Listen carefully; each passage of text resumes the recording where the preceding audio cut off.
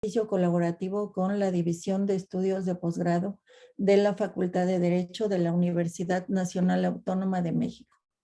Es un placer saludarles y saber que han desempeñado un trabajo extraordinario y gustosamente estamos aquí para escucharles.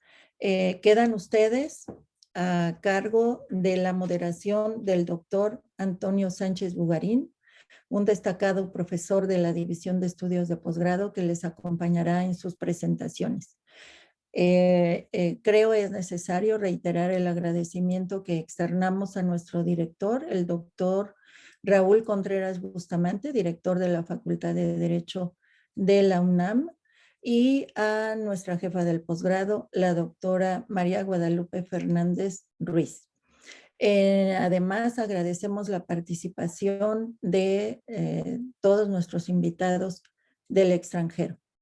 Muchísimas gracias por su presencia, éxito y enhorabuena.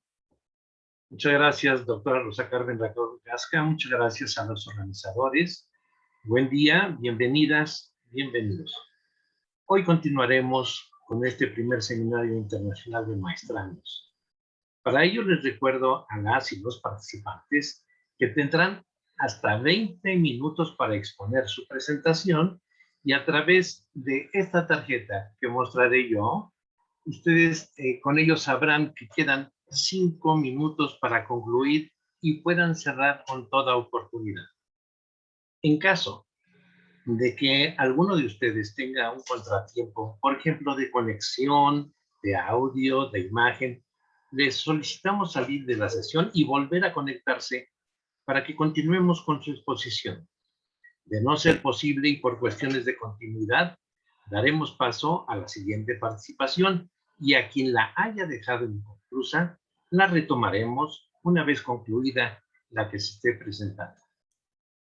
Sin más preámbulo, damos inicio a esta segunda y última mesa de trabajo, hoy jueves 27 de mayo del 2021.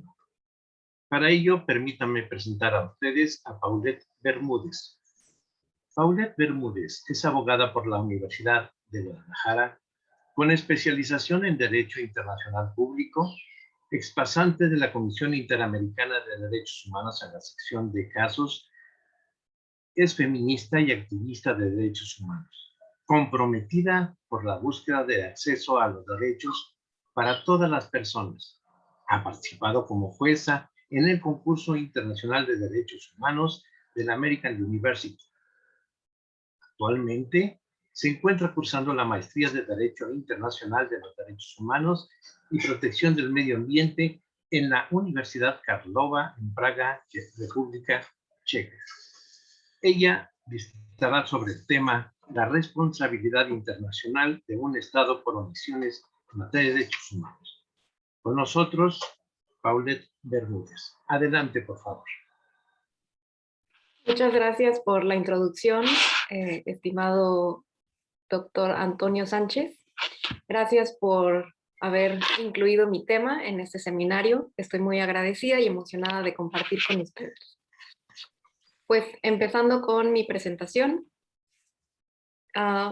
los estados son sujetos de derecho internacional público, titulares de derechos y obligaciones frente a otros estados y frente a la comunidad internacional. Estos derechos y obligaciones tienen diversas fuentes, como lo son los tratados y convenciones internacionales, la costumbre internacional y los principios generales del derecho. La existencia de estas relaciones jurídicas implica necesariamente la creación de mecanismos que garanticen el cumplimiento de sus términos. La necesidad de crear estos mecanismos ha dado lugar a los diversos tribunales y cortes internacionales que tenemos para garantizar la vigencia de ciertos principios plasmados en los tratados internacionales y el derecho internacional público. Según el artículo 2 del proyecto de artículos sobre responsabilidad internacional del Estado por un hecho internacionalmente ilícito de la Comisión de Derecho Internacional, la responsabilidad internacional de un Estado se materializa cuando una conducta consistente en una acción u omisión es imputable al Estado en virtud del derecho internacional y constituye un incumplimiento en una obligación internacional del Estado. Para los propósitos de este proyecto de artículos, solo se considera a la responsabilidad internacional de los Estados por un hecho internacionalmente ilícito, excluyendo así la responsabilidad internacional que puedan tener los Estados por acciones o por omisiones que no necesariamente contravengan los principios establecidos en el derecho internacional público o en los tratados en los que el Estado sea parte. Ahora bien, ¿qué es un hecho internacionalmente ilícito? Bueno, el artículo 2 nos proporciona los dos elementos a tener en cuenta para la constitución de este hecho. Número 1, se necesita que ese hecho sea imputable al Estado en virtud del derecho internacional. Y número 2, constituya una violación de una obligación internacional de este mismo Estado. El primer elemento necesita analizar varios factores. Primero hay que analizar quién cometió el hecho internacionalmente ilícito. Para que el acto sea imputable al Estado, debe haber sido realizado u omitido por cualquier órgano del Estado. Laura, ¿cómo estás, Laurita? Buenos días. Buenos días, doctora. Buenos días. Una molestia, Laura. ¿Tú tendrás el correo de la doctora Mireya? Perdón, apreciaríamos cerrar ese micrófono, por favor. Muchas gracias. Si será tan gentil en continuar, por favor. Sí, muchas gracias, continúo. Este acto puede haber sido realizado por cualquier órgano del Estado, sin importar si sus atribuciones son legislativas, ejecutivas o judiciales. Además, es independiente de que sea un órgano del gobierno central o de alguna unidad territorial de cualquier Estado. Es decir, que cualquier acción u omisión cometida por cualquier institución, organismo o persona es imputable al Estado si pertenece a un órgano del Estado conforme al derecho interno del país. El hecho internacionalmente ilícito sigue siendo responsabilidad internacional del Estado, incluso en los casos en los que un órgano o una persona que ejerce poderes de autoridad debido a esta relación de esta persona con el Estado es consecuencia de un exceso en el ejercicio de sus poderes o contraviene las instrucciones que les hayan dado. Un claro ejemplo de este caso es el caso Keah, que consistió en el asesinato de un ciudadano francés a manos de 2 policías mexicanos, que tratando de extorsionarlo y fallaron en el intento, lo llevaron a un cuartel donde le dispararon y finalmente lo mataron. La comisión del caso franco-mexicana sostuvo que los 2 agentes, aunque se considere que han actuado fuera de su competencia y aunque sus superiores hayan dado una orden contraria, han involucrado la responsabilidad del Estado, ya que actuaron al amparo de su condición de agentes estatales y utilizaron medios puestos a su disposición a causa de esa condición, como en este caso fue el cuartel donde mataron al ciudadano francés. Otro caso relevante para el estudio de este elemento es el caso Velázquez Rodríguez versus Honduras, en el cual la Corte Interamericana de Derechos Humanos argumentó lo siguiente. En el derecho internacional, un Estado es responsable de los actos de sus agentes realizados en su capacidad oficial y de sus omisiones, aun cuando esos agentes actúen fuera del ámbito de su competencia o violen el derecho interno. Entendiendo este punto, debemos analizar el segundo elemento del hecho internacionalmente ilícito, el cual consiste en el incumplimiento de una obligación internacional del Estado. Para saber si un Estado es responsable de un incumplimiento, debe existir en ese momento una obligación internacional que exija conductas de dar, hacer o de no hacer. Esta obligación puede tener su origen en un tratado internacional, ya sea bilateral o multilateral, o bien puede tener su origen en la costumbre internacional o en los principios generales del derecho. Es necesario enfatizar que la ilicitud del hecho debe tener su origen en los principios del derecho internacional público y que nunca puede ser el caso de justificación que el hecho internacionalmente ilícito sea lícito en el país del que se trate. Para que el incumplimiento de una obligación se materialice, debemos tener en cuenta las diferentes categorías de obligaciones existentes en la ley. Obligaciones de dar, de hacer o de dejar de hacer, o como también se les conoce, obligaciones positivas y obligaciones negativas. Hablamos de obligaciones positivas cuando el comportamiento que se espera del cumplimiento de una obligación implica hacer algo o, en su caso, dar algo. Se requieren acciones positivas que consisten en que el Estado actúe para garantizar ciertas cosas. El artículo 2 de la Convención Americana sobre Derechos Humanos es el ejemplo perfecto de una obligación positiva, ya que impone a los Estados partes la obligación de emprender acciones positivas de ser necesario para modificar la legislación interna de sus países que no se ajuste a las disposiciones de la Convención. Por otro lado, las obligaciones negativas son más fáciles de explicar. Una obligación negativa se refiere a aquellas obligaciones que imponen conductas pasivas. Esto quiere decir un comportamiento de no intervención, no interferir. Ejemplos de este tipo de obligación son las obligaciones del Estado de no interferir con las libertades religiosas o de no interferir con la libertad de expresión. Ahora bien, cuando hablamos de la responsabilidad internacional de un Estado por omisión, es necesario asentar que la omisión puede ocurrir de diferentes formas y que depende principalmente del contenido de la obligación primaria a la que nos referimos. Puede ocurrir una omisión, número 1, por no actuar de la manera requerida por la obligación. O, número 2, puede ocurrir una omisión por no dar el resultado requerido en la obligación. En algunos casos, las obligaciones establecen conductas precisas para actuar, y en otros casos, solo se establecen estándares mínimos sobre los cuales el Estado es libre de actuar en la manera que estime más conveniente para obtener un resultado preciso.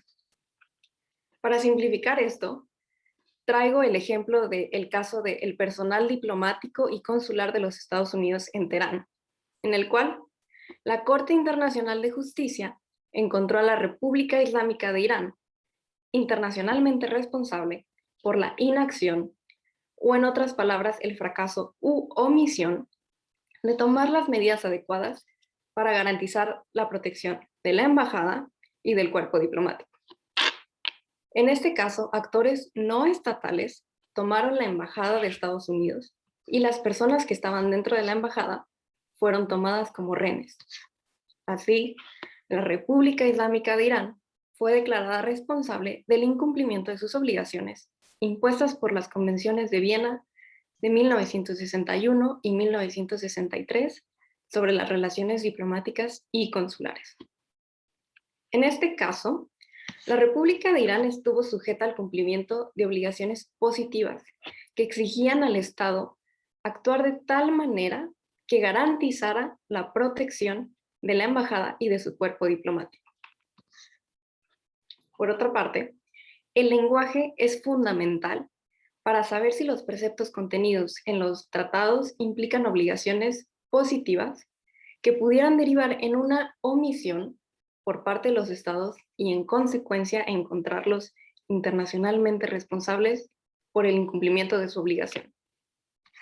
Estas obligaciones positivas pueden incluir conceptos amplios como garantizar, proteger o asegurar, entre otros términos.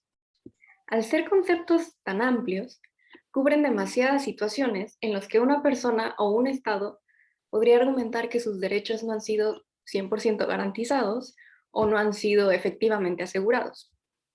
Cumplir con todas estas obligaciones resulta sin duda un trabajo complicado, sobre todo cuando nos referimos a países con menos recursos para garantizar los derechos de sus habitantes.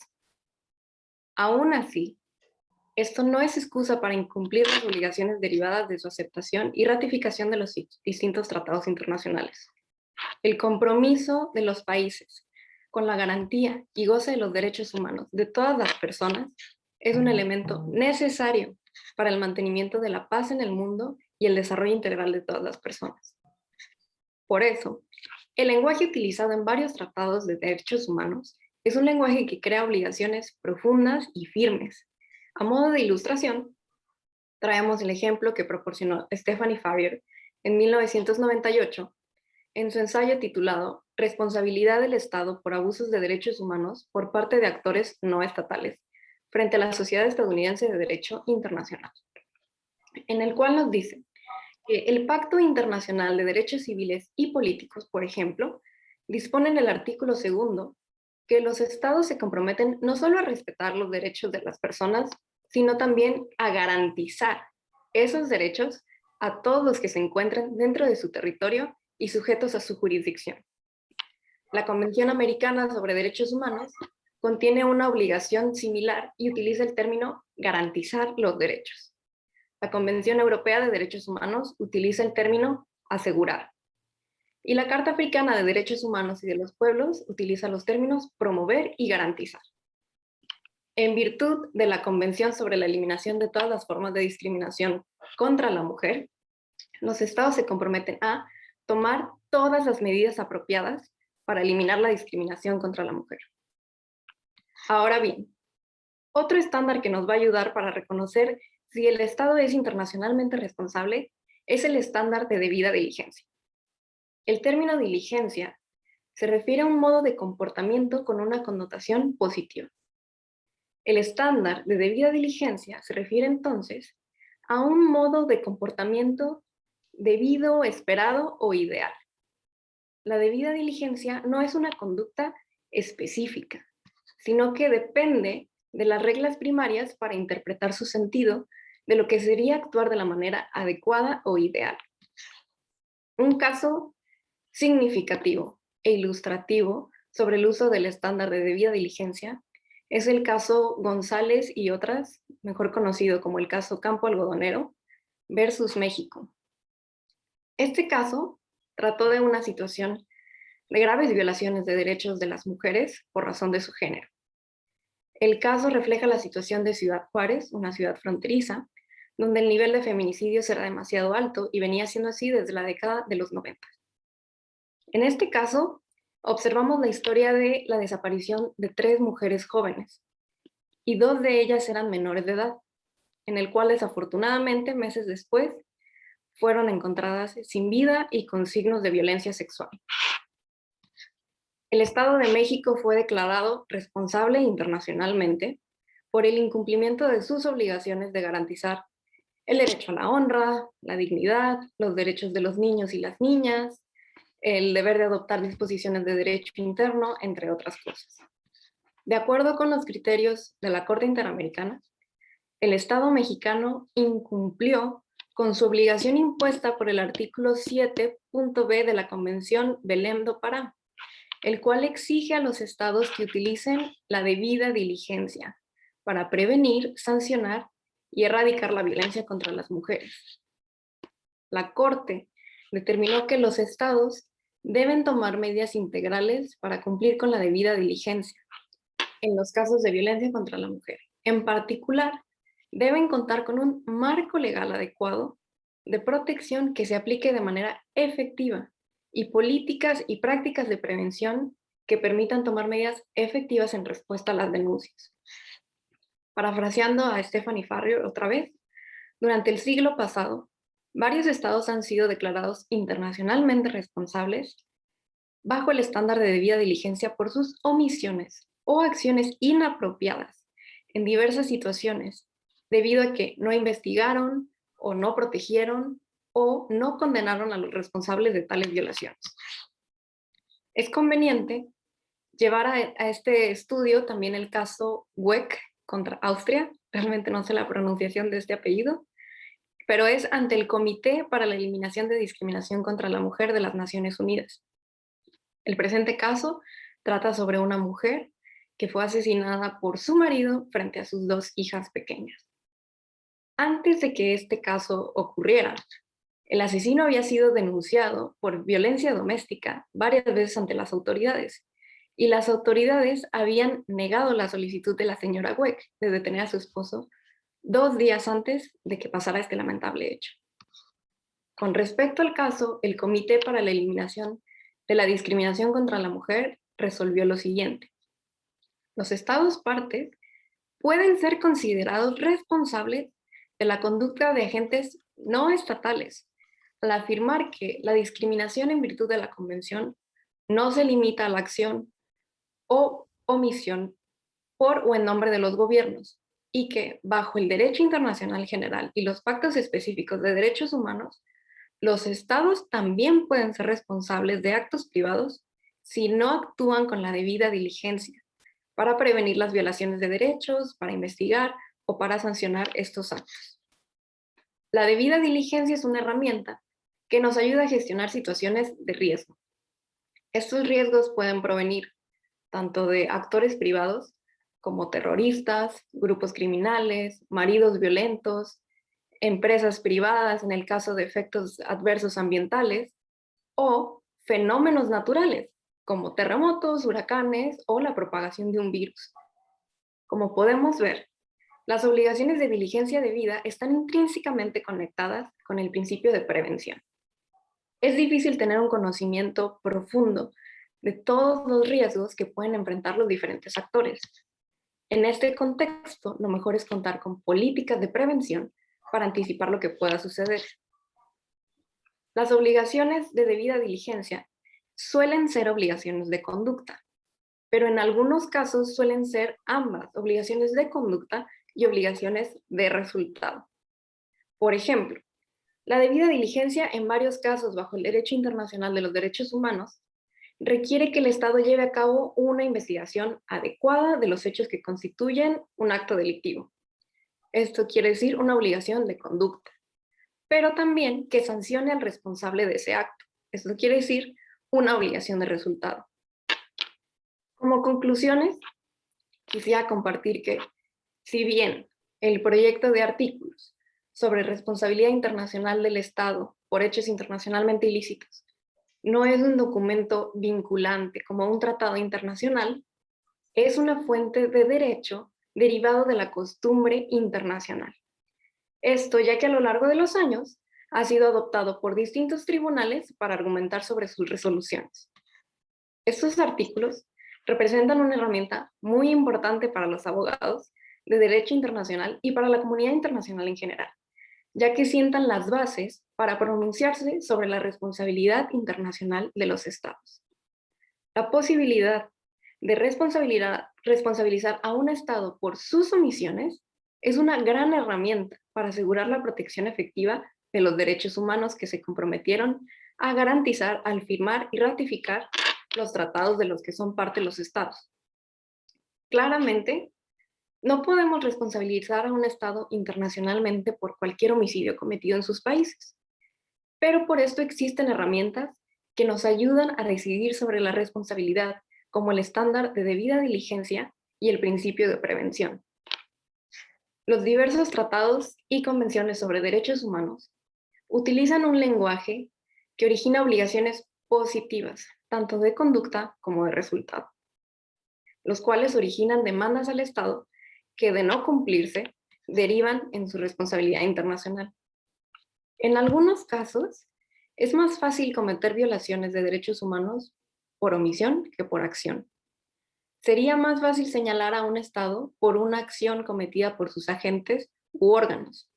Sin embargo, el Estado fácilmente podría disociarse de esa responsabilidad si simplemente alguien más comete el hecho y el Estado no hace nada en actitud de aquiescencia. Por tanto, el Estado no debe tener la facilidad de desvincularse de su responsabilidad por sus omisiones.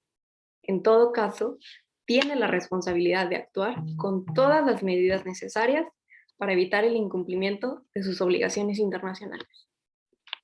Esto es toda la exposición por mi parte. No sé si quedan algunas preguntas o no.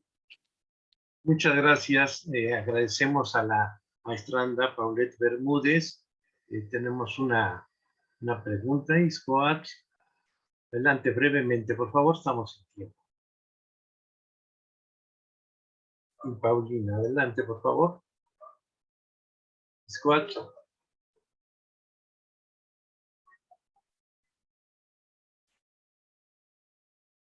Bueno, al parecer no hay más preguntas. Pues maestranda Paulette Bermúdez, con el tema de la responsabilidad internacional de un Estado por omisiones en materia de violaciones de derechos humanos, sido excelsa su presentación. Muchas gracias por su participación, maestranda. Muchas gracias. Continuamos ahora con Julio Armando Morón. Julio Armando Morón es abogado egresado de la Universidad Católica Andrés Bello de Caracas, Venezuela. Actualmente está cursando la maestría en Relaciones Internacionales de la Universidad de Buenos Aires, Argentina. Tiene más de 5 años en el ejercicio profesional en distintas ramas del derecho privado y público. El maestrando Julio Armando Morón dará a conocer y explicará sobre el uso de la fuerza a la luz del Tratado Interamericano de Asistencia Recíproca, el TIAR. Adelante, por favor. Bueno, muchísimas gracias, doctor Sánchez, por la introducción. Quisiera agradecer en primer término a las autoridades de la Universidad Nacional Autónoma de México, a su Facultad de Derecho por organizar este primer seminario de maestrandos online.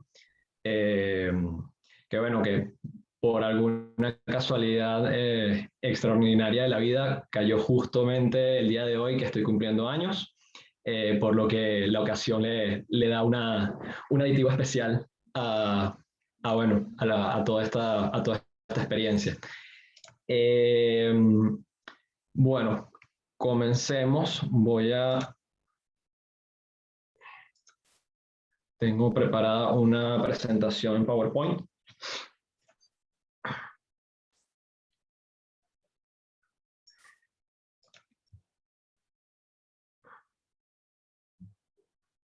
Bueno, ya como introduciendo al trabajo que estoy haciendo, esta exposición está relacionada con el tema que estoy desarrollando para mi tesis de maestría. El trabajo, como bien explicó el doctor Sánchez,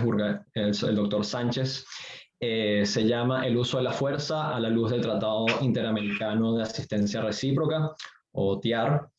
El TIAR constituye la base jurídica del Sistema Interamericano de Defensa Colectiva. A través de este sistema, los países de nuestro continente americano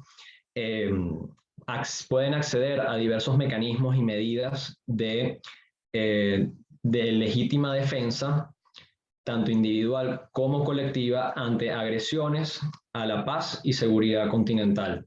Si bien este es un tratado que ha entrado en desuso porque fue firmado en el marco o en el contexto de la Guerra Fría, recientemente tomó cierta relevancia en el debate internacional, sobre todo en nuestra región, con el caso venezolano. En el año 2019 este tratado fue activado fue invocado por la representación de Venezuela reconocida ante la Organización de Estados Americanos para ese momento, y se planteó como una de las medidas a tomarse a nivel internacional para solucionar la crisis política y humanitaria por la cual está pasando mi país, Venezuela. Entonces, bueno, comencemos.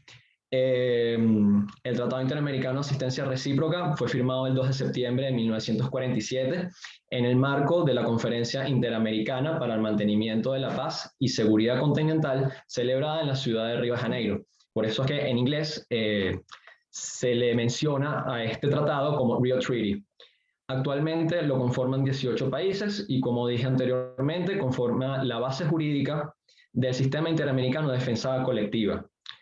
En primer lugar, establece el principio de solidaridad continental, en donde básicamente en el artículo 3, numeral 1, se explica que un ataque armado contra un Estado americano es un ataque contra todos los Estados americanos.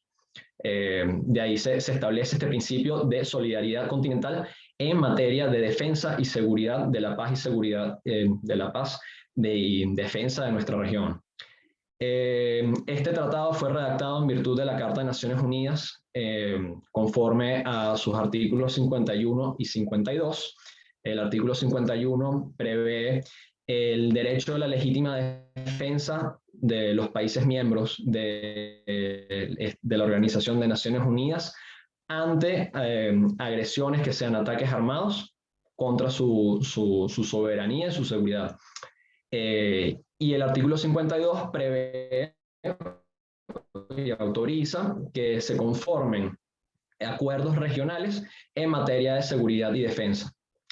La ejecución e interpretación de este tratado siempre estará sujeta a lo contenido en la Carta de las Naciones Unidas. Ello lo establece el artículo 10 del tratado al exponer que, bueno, que en ningún momento su ejecución o interpretación podrá contravenir lo contenido en la Carta de Naciones Unidas. Y este es un artículo bastante importante a lo cual me voy a referir en un futuro. En cuanto a su contenido jurídico, el TIAR presenta 3 obligaciones principales. En primer lugar, la renuncia al uso o amenaza de la fuerza en las relaciones internacionales. En segundo lugar, la asistencia recíproca en caso de agresiones. Y en tercer lugar, el llamamiento al cese de hostilidades cuando las partes sean estados americanos. A efectos de este trabajo y de esta exposición, me voy a encargar de desarrollar las primeras 2 obligaciones. En cuanto a la primera obligación, en la renuncia al uso o amenaza de la fuerza en las relaciones internacionales, cabe destacar que, bueno, que esta renuncia al uso de la fuerza configura como uno de los pilares fundamentales de la solidaridad panamericana. El artículo 1 del TIAR establece que, bueno, que las partes del tratado condenan formalmente la guerra y se obligan en sus relaciones internacionales a no recurrir a la amenaza ni al uso de la fuerza en cualquier forma incompatible con las disposiciones de la Carta de las Naciones Unidas o del propio tratado. También prevé que en su artículo 2 que toda controversia surgida entre los estados, parte del tratado, deberá ser sometida a los métodos de solución pacífica previstos por el sistema interamericano. Estos métodos y estos medios pacíficos de resolución de conflictos fueron posteriormente recogidos en la Carta de la Organización de Estados Americanos en su artículo 25. Estos medios serían la negociación directa, la mediación, la conciliación, los buenos oficios, las investigaciones y el litigio internacional, bien sea en sede judicial o en arbitraje. Ahora, la segunda obligación, la asistencia recíproca en caso de agresiones. El artículo 3 del TIAR, como ya mencioné antes, establece que cualquier ataque armado a un estado americano se considera como un ataque a todos los estados americanos. Estos estados van a disponer o se comprometen a accionar todos los medios de defensa individual y colectiva que consideren pertinentes a fin de socorrer al agredido. Estas medidas de legítima defensa, cuando se trate de un ataque armado, se llevarán a cabo a solicitud expresa del Estado o estados agredidos, y el resto de las partes del tratado del TIAR podrán accionarlas de manera inmediata y unilateral. Luego de haber ejercido las mencionadas medidas de defensa legítima, individual o colectiva, los estados deberán reunirse en el órgano de consulta del TIAR, el cual sería el órgano deliberativo en ejecución del tratado. Reunidos en el órgano de consultas, deberán evaluar las medidas que ya se han tomado y considerar que otras acciones podrán tomarse en el futuro a fin de asegurar la paz y seguridad de la región y, bueno, solucionar la situación acaecida dentro del continente. Todo este proceder está sujeto a la acción del Consejo de Seguridad de las Naciones Unidas.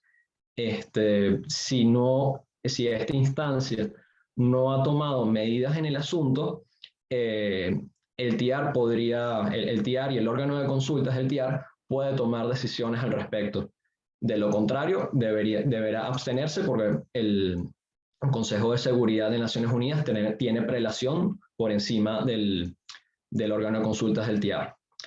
¿Qué medidas pueden ser adoptadas por los Estados miembros frente a una agresión? Bueno, el artículo 8 del tratado establece cuáles son, que serían el retiro de jefes de misión diplomática, ruptura de relaciones diplomáticas, la ruptura de relaciones consulares, la interrupción parcial o total de las relaciones económicas o de las comunicaciones ferroviarias, marítimas, aéreas, postales, telegráficas, telefónicas, radiotelefónicas, radiotelegráficas y el empleo de la Fuerza Armada.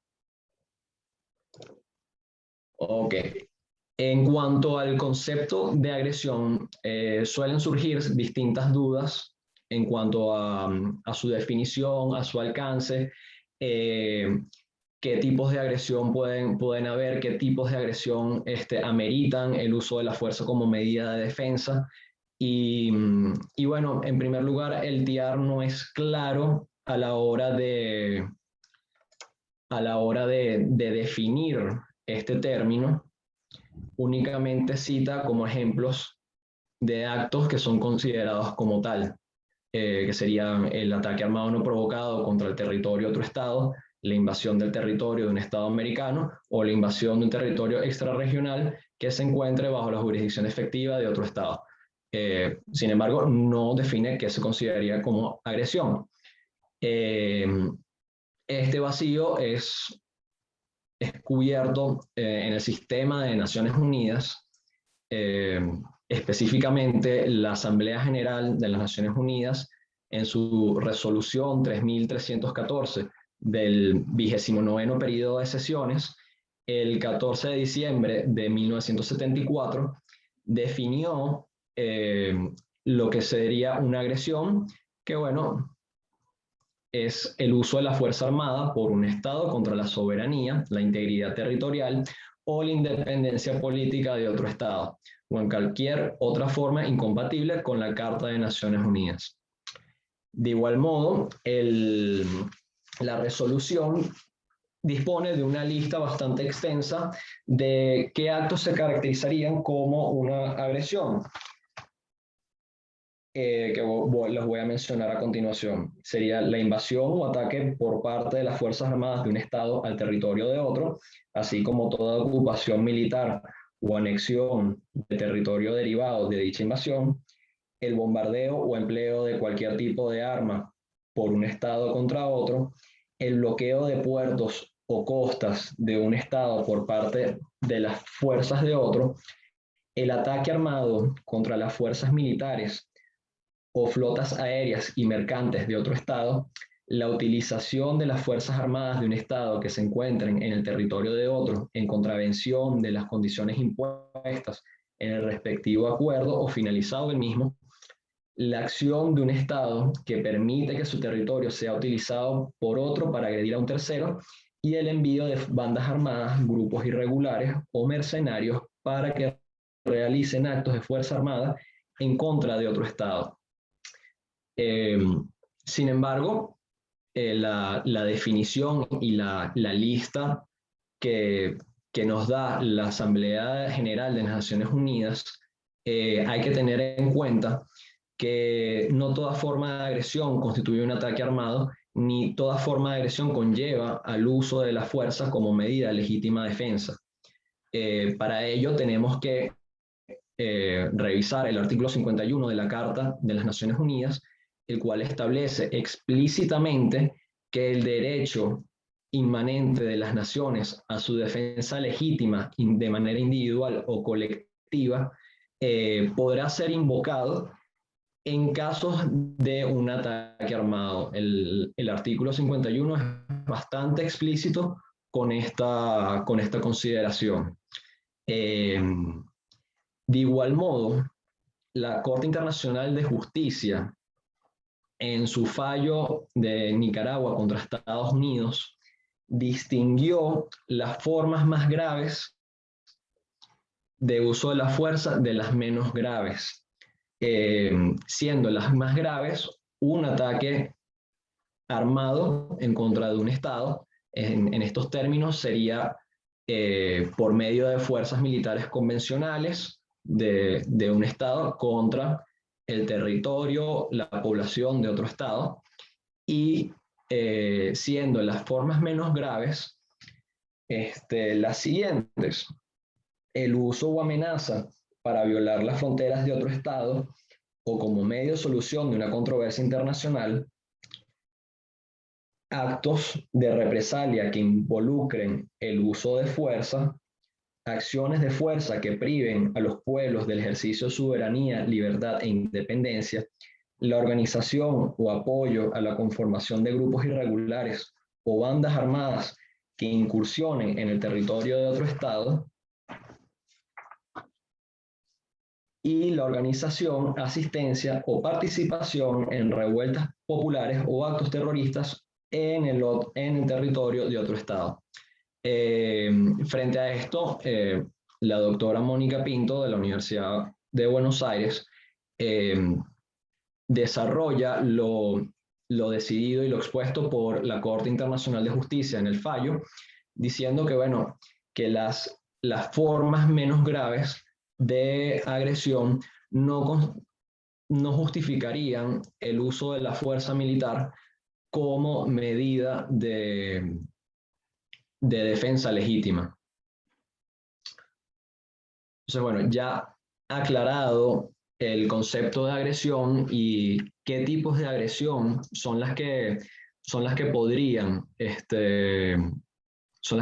justificar el uso de la fuerza como medida de legítima defensa, vamos a revisar otros requisitos a la hora de ejercer las medidas de legítima defensa. La Corte Internacional de Justicia, en el fallo Irán contra Estados Unidos, el caso de las plataformas petrolíferas, establece que la medida de defensa deberá ser necesaria y proporcional al ataque armado. Este criterio recoge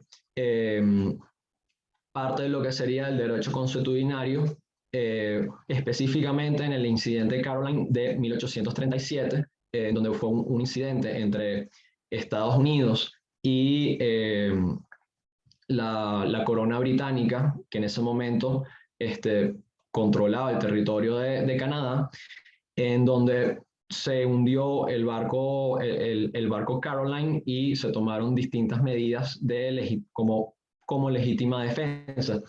En ello, el secretario de Estado de Estados Unidos, en una misiva enviada a la corona británica, especificó y sentó el precedente de, bueno, de qué se requiere para que sea una medida legítimamente, sea una medida de defensa. Tiene que ser la necesidad de legítima defensa instantánea, acuciante, que no deje posibilidad de elección de otros medios ni tiempo para deliberar. Es decir, que la medida tiene que ser ejecutada dentro de una inmediatez razonable, es decir, no puede ser dentro de un año, dentro de 2 años, y tiene que ser proporcional a la agresión y tiene que ser necesaria, es decir, que sea el único medio que esté a la disposición y que sea el necesario para hacer frente a la agresión acometida. Ya, bueno, ya finalizando con la exposición, vamos con las agresiones que no constituyen ataques armados, porque el TIAR también las cubre. Estas agresiones que no constituyen ataques armados serían agresiones directas o agresiones indirectas, por ejemplo, la organización y financiamiento de grupos armados en el territorio de otro Estado, la organización de revueltas, estallidos sociales, medidas de bloqueo y bueno, cualquier otra agresión que no constituya un ataque armado por parte de fuerzas militares convencionales al territorio, la soberanía, la población de otro Estado. Para ello, el TIAR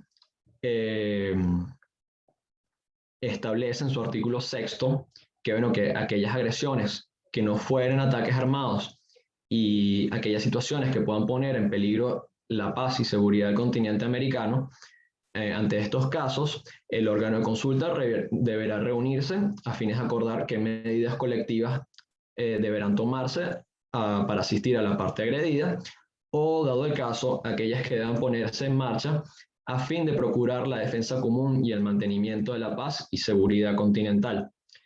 Esta remisión a la instancia consultiva deberá ser anterior a cualquier medida de defensa que puedan tomar los estados americanos. Caso contrario de las agresiones que sí constituyen ataques armados, en donde de manera inmediata y unilateral los estados americanos podrán tomar medidas de defensa legítima. El órgano de consulta del TIAR deberá acordar uno o varios de los medios dispuestos en el artículo 8 del tratado. Sin embargo, el uso de la fuerza estaría proscrito para estos casos de agresiones que no constituyen ataques armados. El resto de las medidas que pueden tomar son las medidas de carácter económico, de carácter diplomático, el retiro de misiones diplomáticas, de misiones consulares, la interrupción de relaciones comerciales, telegráficas, telefónicas, etc. Pero en ningún momento podrá decidir el órgano de consultas ejercer la Fuerza Armada como medida de legítima defensa. En caso de que se deba considerar el uso de la fuerza para esta situación, el órgano de consulta deberá remitir la situación al Consejo de Seguridad de Naciones Unidas, y será esta instancia la encargada de determinar si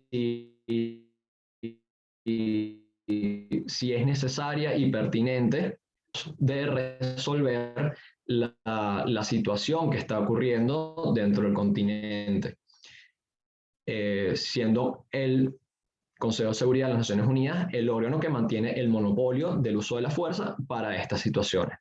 Ya para concluir, bueno, dentro de las conclusiones que podemos sacar es que, bueno, que el uso de la fuerza dentro del TIAR, en primer lugar, está prohibido y los países de la región así lo declararon. Se renuncia al uso de la fuerza como medio de solución de conflictos entre las partes del tratado. Únicamente se puede usar la fuerza como medida de legítima defensa ante agresiones que constituyan ataques armados, y estas medidas deberán ser inmediatas, necesarias y proporcionales a la agresión. Y en último lugar, para aquellas agresiones que no constituyan ataques armados, el TIAR, el órgano de consultas del TIAR, no podrá tomar la decisión de usar la fuerza. Para ello tendrá que remitir la situación al Consejo de Seguridad de Naciones Unidas, que evaluará la situación y tomará la decisión pertinente. Entonces, bueno, muchísimas gracias por su atención. Agradecido nuevamente con la Universidad Nacional Autónoma de México por la oportunidad y por organizar todo este evento. Y bueno, cualquier duda que tengan, me encuentro más que dispuesto a responderlas. Muchas gracias.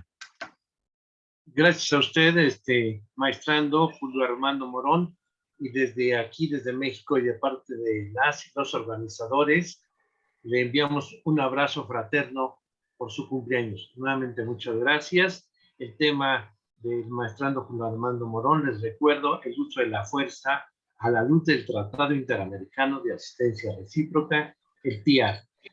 Vamos a continuar ahora. Tengo el gusto de presentar a Santiago Cuevas Quiñones.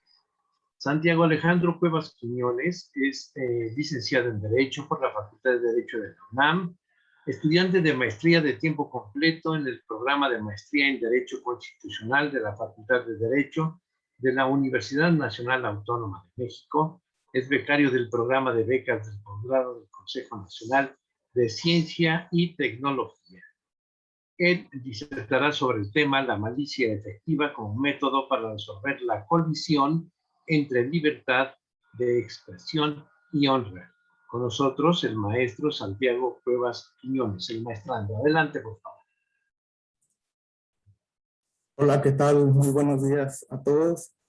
Pues con el gusto de estar aquí con todos ustedes, agradeciendo a las autoridades de la Facultad de Derecho que propiciaron este evento, a los organizadores que nos permiten estar aquí escuchando estas ponencias tan interesantes y compartiendo un poco de lo que uno ha investigado. Bueno, pues mi tema, voy compartiendo la presentación.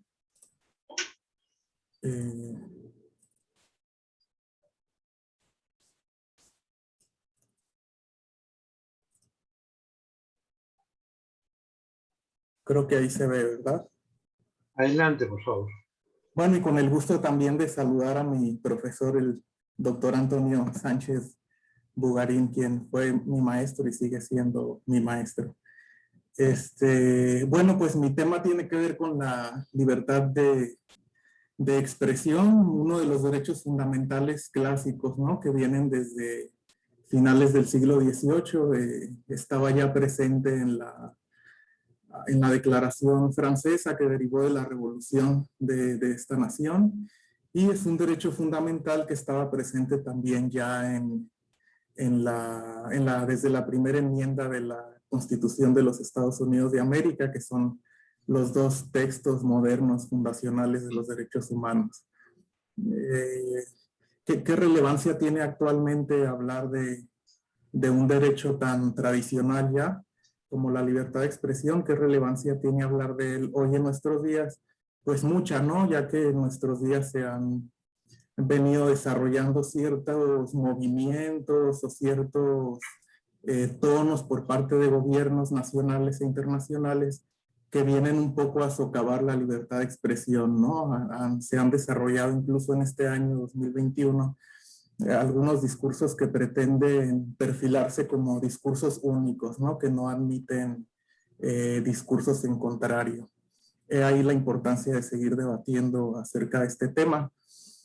Bueno, mi ponencia y mi trabajo de investigación se enfoca solamente en uno de los aspectos de la libertad de expresión, que es el que tiene que ver con su limitación ante el derecho a la honra.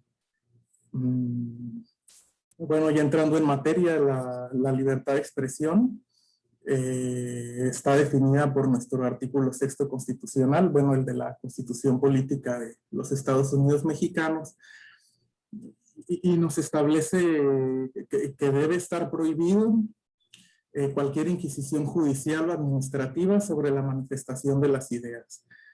La libertad de expresión en México es tener la entera libertad de manifestar nuestras ideas. Nuestro artículo 6º se complementa con el 7º de la misma Constitución, que establece el derecho a difundir estas ideas, ¿no? Se le llama tradicionalmente libertad de imprenta, una etiqueta que le viene desde el siglo XIX mexicano, pero que sabemos que actualmente abarca a cualquier otro medio de difusión de información, no nada más a la imprenta, ¿no? Actualmente la libertad de imprenta abarca la difusión de información por medio de nuevas tecnologías de la información, radiodifusión, telecomunicaciones y sobre todo el Internet. Bueno, ambos artículos de nuestra Constitución establecen ya que la libertad de expresión tendrá limitantes. ¿Cuáles serán estas limitantes? Que esa expresión no ataque derechos de tercero, no ataque la moral, la privacidad, ni provoque delito, ni perturbe el orden público. Muy bien, entre estas limitantes nos centraremos en que la libertad de expresión no debe atacar derechos de terceros. ¿Cuál es uno de estos derechos que la libertad de expresión siempre suele vulnerar o puede considerarse que vulnera? Es el derecho a la honra. El derecho a la honra no está definido por la Constitución mexicana, Sin embargo, forma parte del bloque de constitucionalidad al estar previsto en una convención que ha sido firmada y ratificada por México. Esta convención es la Convención Americana sobre Derechos Humanos y en su artículo 11 reconoce el derecho a la honra de todas las personas. Esta convención fue firmada y ratificada por México desde 1981, por lo cual el derecho a la honra forma parte de nuestro ordenamiento desde ese año. Bueno, el derecho a la honra la Suprema Corte de Justicia de la Nación lo ha definido así. Es el concepto que la persona tiene de sí misma o que los demás se han formado de ella, en virtud de su proceder o de la expresión de su calidad ética y social. Bueno, ¿cómo es que se da el conflicto normativo entre libertad de expresión y derecho a la honra?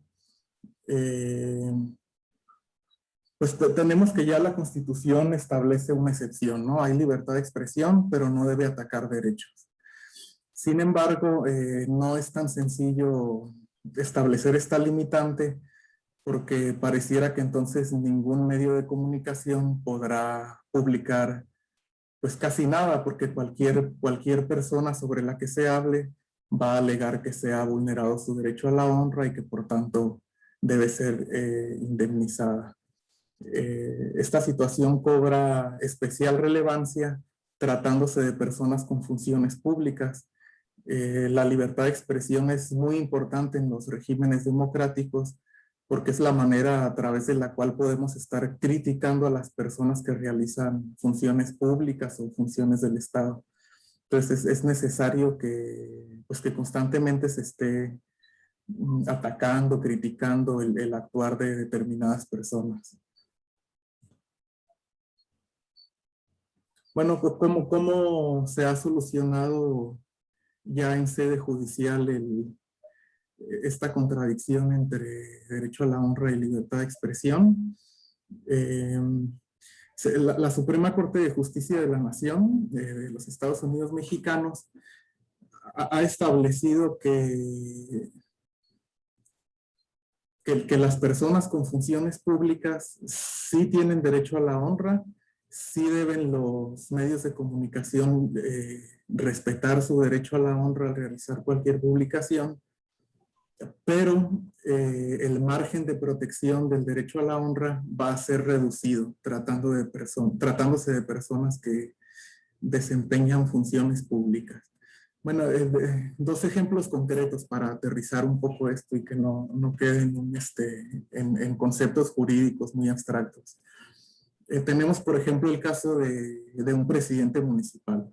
El presidente municipal de la ciudad de Santiago de Querétaro tiene un pleito vehicular transitando por una de las calles de esta ciudad. Se pelea con otro particular, con un grupo de jóvenes. Ahí al parecer un accidente de tránsito y se realiza una pelea, ¿no? Aparentemente tenemos una pelea entre dos personas, ¿no? Un señor y un joven. Ahora, a partir de este accidente hubo una pelea y la pelea continuó días posteriores. Entonces un periódico le dio seguimiento a esta nota, ¿no? Dos personas tuvieron un accidente de tránsito y se realizaron amenazas y hubo golpes y hubo una pelea. Bueno, cualquiera de nosotros, cualquiera de las dos personas que participaron en el accidente, podríamos demandar al periódico por estar exhibiendo nuestra vida privada. Nadie tiene por qué enterarse que yo tuve un accidente de tránsito y que después me vi involucrado en una pelea. Sin embargo, resulta que uno de estos dos actores pues era el presidente municipal de Santiago, de la ciudad de Querétaro. Perdón, listo. Entonces aquí cobra relevancia porque podría ser que este presidente municipal en esta pelea entre particulares está utilizando el poder público que tiene y está realizando un abuso de poder, ¿no? Esto le permite al periódico sí poder publicar toda la situación que está sucediendo en este pleito, para evidenciar que un funcionario público está abusando de su poder. Bueno, en estos casos, la Suprema Corte de Justicia de la Nación ha permitido que entre este sistema dual de protección, ¿no? El sistema dual va a dividir en dos ámbitos: ámbito de actuación privado y ámbito de actuación de trascendencia pública. Si hay un medio de comunicación que está publicando sobre la vida privada de una persona, es muy probable que esta persona pueda demandar daño moral y obtener una indemnización porque se ha dañado su derecho a la honra.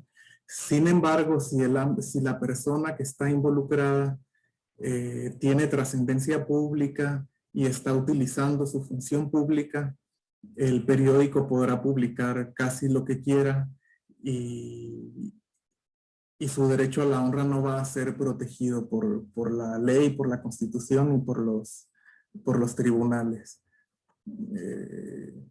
Bueno, otro ejemplo de función pública no tiene que ser necesariamente un funcionario público, también puede ser un particular realizando funciones públicas o que atañen a lo público. Tenemos en México el caso de la periodista Ana Lilia Pérez. Se publicó en la revista Contralínea un artículo denunciando que una sociedad anónima naviera dedicada a actividades marítimas mercantiles estaba involucrada en narcotráfico. Bueno, esta sociedad anónima particular acudió a demandar que su derecho a la honra fue dañado. Aquí la Suprema Corte de Justicia de la Nación determinó que, si bien no es una persona de carácter público, esta sociedad anónima, las funciones que está realizando de comercio marítimo tienen trascendencia pública. Entonces, en este sentido, no fue protegida en su derecho a la honra y se autorizó al periódico, se le concedió al periódico que estaba ejercitando su libertad de expresión y que por lo tanto no dañaba el derecho a la honra. Bueno, de esto surge una pregunta. Si una persona realiza funciones públicas, ¿no tiene derecho a la honra totalmente o sí tiene derecho a la honra? La respuesta es que sí tiene derecho a la honra, sí se le protege, pero es un margen de protección reducido. Para que se considere que hubo un daño al derecho a la honra de una persona con funciones públicas, se debe demostrar que en la publicación hubo malicia efectiva, ¿no? Malicia efectiva y real malicia son sinónimos, ¿no? Se utilizan indistintamente. Bueno, para que se considere que hubo malicia efectiva en una publicación, en el ejercicio de la libertad de expresión, deben cumplirse estos cuatro elementos. Que la existencia de información falsa en la publicación, la intención de dañar por parte del comunicador, el conocimiento de la falsedad de dicha información por parte del comunicador, o en caso de que no conociera el comunicador esta falsedad, que haya habido negligencia por parte del comunicador en verificar si la información era falsa o no. Si yo, como persona que realizo funciones públicas, yo como presidente municipal, por ejemplo, demuestro que un periódico hizo una publicación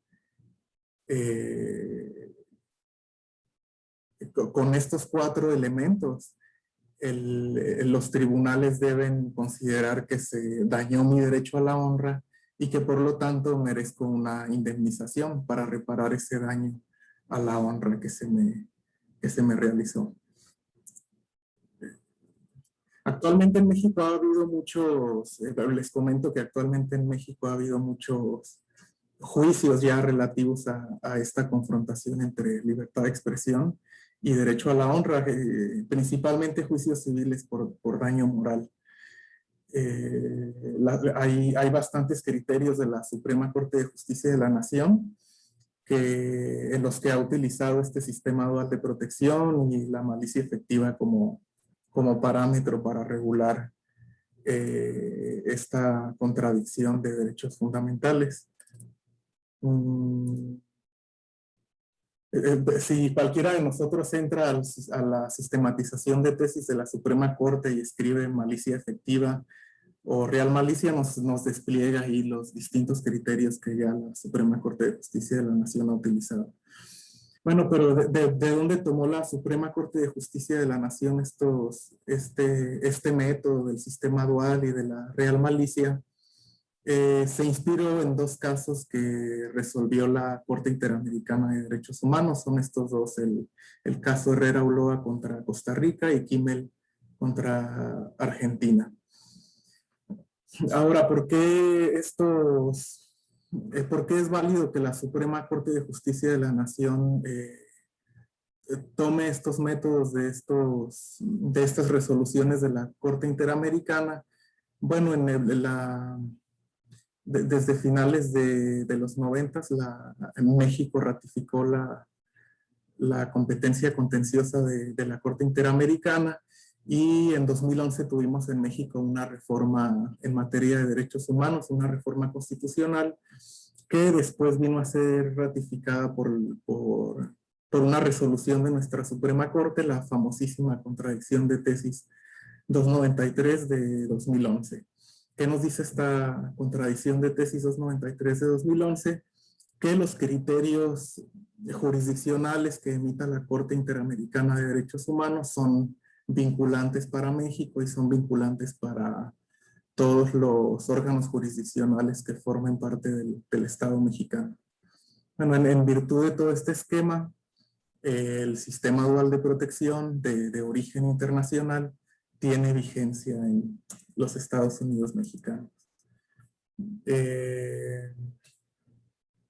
Bueno, pues en resumen, lo que les quise comentar en esta ponencia, y esperando que sea de utilidad, es que tenemos el derecho fundamental a la libertad de expresión, a veces se contrapone al derecho a la honra, y existe actualmente un método para resolver esta contradicción de derechos fundamentales. Es un método vigente en México, vigente en el sistema interamericano, y se sigue utilizando actualmente. Actualmente siguen todavía juicios importantes en México sin resolver, que necesariamente van a aplicar este sistema dual de protección y este método de la malicia efectiva. Sin más, sería todo de mi parte. Les agradezco la atención. Les dejo mis medios de contacto. Estoy a sus órdenes para cualquier cuestión, duda, pregunta. Y pongo aquí pues la imagen de las instituciones a las que yo actualmente pertenezco: la Universidad Nacional Autónoma de México, su Facultad de Derecho y el Consejo Nacional de Ciencia y Tecnología, del que soy becario. Muchas gracias y quedo a sus órdenes. Muchas gracias al maestrando Santiago Quiñones con este tema tan interesante, la malicia efectiva como método para resolver la colisión entre libertad de expresión y honra. Damos paso ahora al tema que nos presenta Karen Guadalupe Castillo Acosta. Karen Guadalupe Castillo Acosta es licenciada en Derecho y Criminología por la Universidad Autónoma de Tamaulipas y por el Instituto de Ciencias y Estudios Superiores de Tamaulipas, respectivamente. Especialista en Derecho de Comercio Exterior y maestranda de la Maestría en Derecho por la Universidad Nacional Autónoma de México. Fue asistente de investigación en el Instituto de Investigaciones Jurídicas de la UNAM. Realizó estancia de investigación en la Universidad de California en Los Ángeles. Cuenta con diversas publicaciones de divulgación y forma parte de la red de mujeres y del grupo de trabajo de género, economía, pobreza y salud de la Red Latinoamericana de Estudios Interdisciplinarios de Género en América Latina.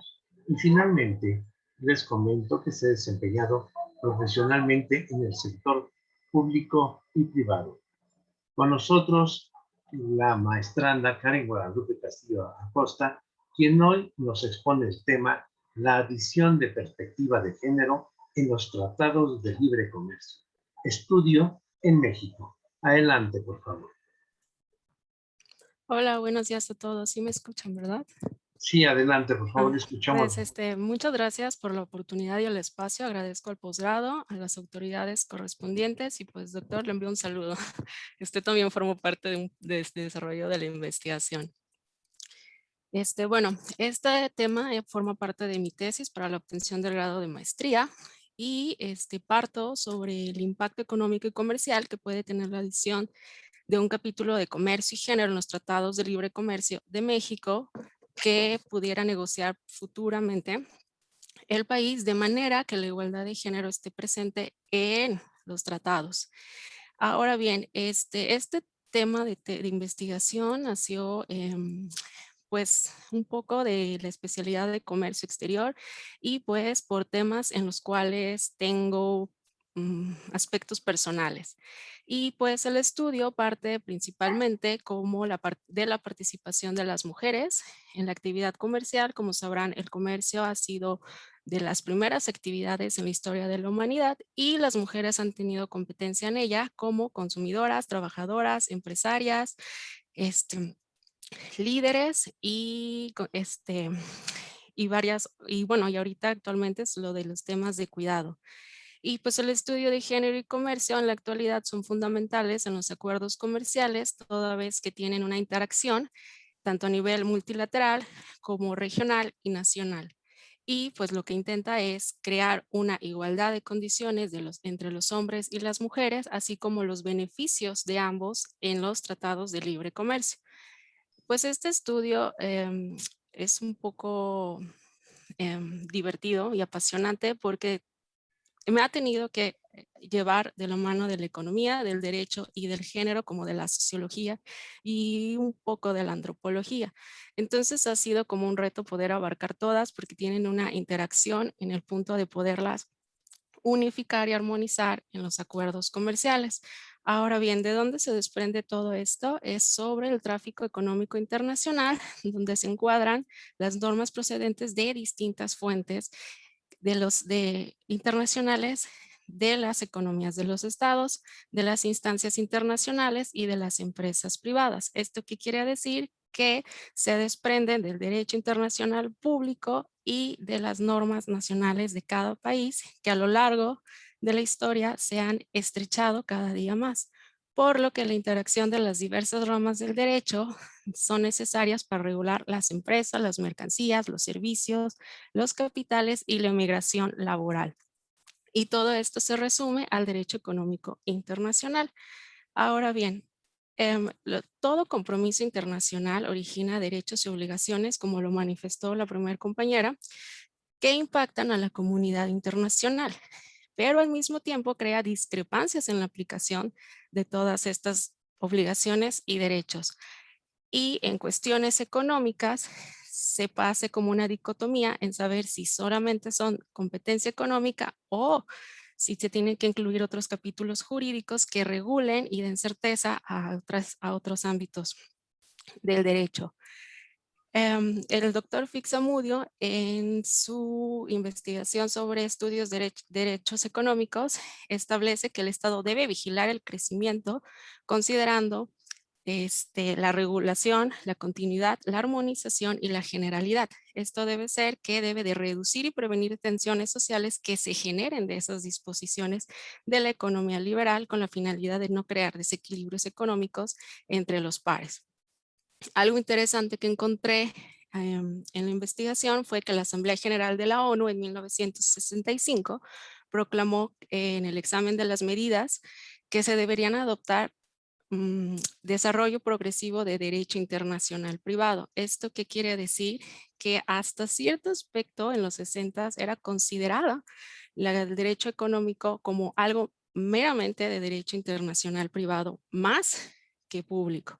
Entonces, aquí un poco se denota cómo fue que los acuerdos comerciales tienen más un poco de competencia o son negociados por sectores privados y no por sectores sociales o las personas que son minoría. Ahora bien, es una publicación sobre Mainstreaming Gender in Free Trade Agreements que es desprendido del Centro Internacional de Comercio. Estableció que de los 292 acuerdos actualmente notificados en la Organización Mundial del Comercio, solo una cuarta parte de ellos tiene mención explícitamente al género. Y la cifra se eleva a 243 si también tenemos en cuenta las disposiciones implícitas en materia de género, como las relativas, ahora bien, en derechos humanos, la dimensión social y el desarrollo sostenible. Y bueno, los grupos vulnerables. ¿Esto qué quiere decir? Que en los últimos años se han creado tratados de libre comercio de última generación que contemplan los derechos humanos y todo lo que les acabo de comentar. Bien, uno ha de pensar que esto del género pues es bastante reciente y pues sí, esto se debe a las olas de la lucha feminista, pero desde 1957 se estableció por primera vez en el Tratado Constitutivo de la Comunidad Económica Europea, en el capítulo Política Social, que cada Estado miembro debe garantizar la aplicación del principio de igualdad de distribución entre trabajadores y trabajadoras para el mismo trabajo y el mismo valor. Ese fue el primero. Para 1983, el Tratado Constitutivo de la Comunidad Económica de los Estados de África establece que se debe contemplar la perspectiva de género en su contenido. Ahora bien, aquí hay una brecha bastante amplia porque si bien es cierto, en los últimos 4 años los TLCs han tenido un impacto en materia de género, pues sí hubo como un espacio donde no se contempló. En 2015, la Organización de las Naciones Unidas aprueba la Agenda 2030, donde establece el desarrollo sostenible y sus 17 objetivos. En el objetivo número 5, enfatiza la importancia de la igualdad de género y garantizar los derechos humanos de mujeres y niñas. Esto se retoma para el empoderamiento de diversos ámbitos, entre ellos el económico. Ahora bien, para diciembre del 2017, en Buenos Aires, Argentina, se firma la Declaración Conjunta sobre Comercio y Empoderamiento Económico de la Mujer, en donde 127 países se adhieren a esta política comercial, donde le dan la importancia a la participación de la mujer en el comercio internacional y lo toman como premisa, el crecimiento económico y el desarrollo sustentable. ¿Esto qué quiere decir? Que tenemos que romper las barreras que enfrentan las mujeres en el comercio y en la industria, de manera que no queden sesgadas las normativas y mucho menos la cultura de cada país. Para 2018, el G20, donde México forma parte, publica el Business 20, donde están las medidas concretas hacia la equidad de género, que señala lo mismo, que se debe de reducir la brecha de género y se le debe de dar prioridad a la educación y cooperación de fortalecimiento de la mujer en la economía. Y pues este año, el 1 de marzo, para ser específica, Unosi Okonjo se convierte en la primera mujer directora general de la OMC, y esto pues bueno, es un parteaguas que demuestra la apertura de la instancia internacional multilateral como es la OMC, de integrar a las mujeres a un espacio multilateral, y esto pues ya dio como un parteaguas para muchísimas cosas. Mujeres latinas, por ejemplo, de Costa Rica, Anabela se integra también a cuestiones de resolución de controversias. Entonces esto ya es como un impacto de que ya está la apertura para que las mujeres se puedan integrar a estos espacios. Ahora bien, la pregunta del millón sería, ¿cuál es el nivel de perspectiva de género que deberían de contemplar los tratados de libre comercio? Que fuera el idóneo, pues bueno, ayer un compañero retomaba que dependía mucho sobre la cultura. Y aquí es algo que también es muy fundamental, pues parten de 3 principios, que es la economía, la cultura y la política. Y pues todo esto se desprende de las funciones económicas y prejuicios de género que tengan cada uno de los países negociadores. ¿Esto qué quiere decir? Como funciones económicas tenemos a las mujeres como trabajadoras y productoras que tienen sus propias cuentas, son asalariadas, familias auxiliares, no remuneradas, trabajos ocasionales, o son comerciantes informales, transfronterizas, vendedoras ambulantes o dueñas de pymes, y son consumidoras esto quiere decir compran alimentos o bienes y son usuarias de servicios públicos. Y finalmente son contribuyentes. ¿Esto qué quiere decir? Pues el fisco, ¿no? Entonces aquí esto es muy interesante porque, pues como sabrán, en los últimos años Colombia ha sido uno de los países que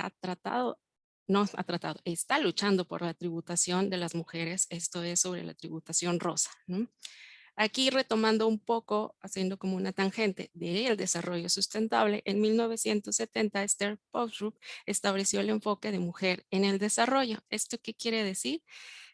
Que se trató de contemplar a las mujeres de la siguiente manera: las contribuciones de las mujeres son ignoradas y como consecuencia el desarrollo se ve afectado. Entonces aquí no eran contempladas. Ahora bien, en el enfoque de género y desarrollo, las mujeres ya están integradas dentro del proceso de desarrollo, pero no son términos iguales.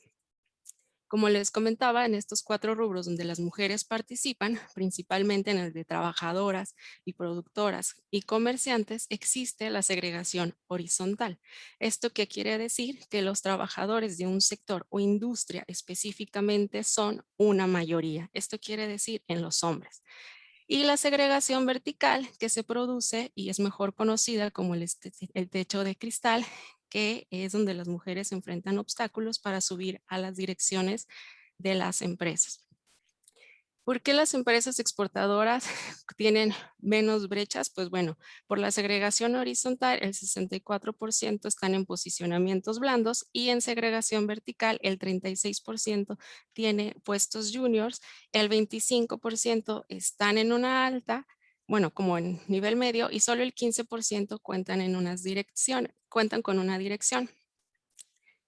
Y pues algunas cosas que se podrían retomar en los tratados de libre comercio para impulsar este tipo de cosas a nivel nacional serían la contemplación de políticas comerciales. Esto es, las medidas fronterizas, las medidas nacionales, las restricciones a las importaciones y las ayudas a las exportaciones. Así como también fomentar un poco la contratación y compras públicas y de comercio que el Estado vaya a otorgar a las mujeres, como también las políticas de subvenciones de ayudas internas. ¿Y por qué es importante el rol de las mujeres en el comercio? Pues porque por un lado fomentan el flujo comercial y por el otro contribuyen a una mejora. Varias personas transnacionales han comentado que les da más confianza trabajar con empresas que están al frente de las mujeres más que las de los hombres. Ahí, pues bueno, eso ya es como medio chisme, pero es interesante saber que ya empiezan a tener confianza en las mujeres, más allá que en las empresas que tienen al frente a los hombres. Ahora bien, aquí algo que es un poco complicado, al menos porque esto empieza como de derecho, es la manera de visibilizar estos porcentajes y estas estadísticas de las mujeres en el comercio. Y esto parte de 3 teorías económicas, que son las ventajas comparativas de Helken-Howing, que es una ecuación, la discriminación de Baker y las actualizaciones tecnológicas. Mediante la primera, que es la de Howing, los países deben exportar lo que tienen en ventaja. ¿Esto qué quiere decir?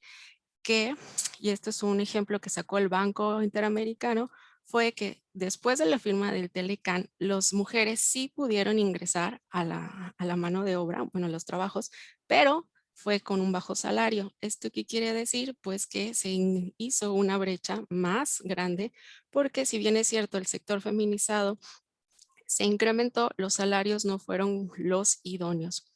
Y pues en la discriminación, los sectores productivos no reducen costos y discriminan a las mujeres mediante salarios. Ahora bien, Gary Becker fue el padre de la economía con género y él justificaba que la división sexual del trabajo se venían en ventajas comparativas.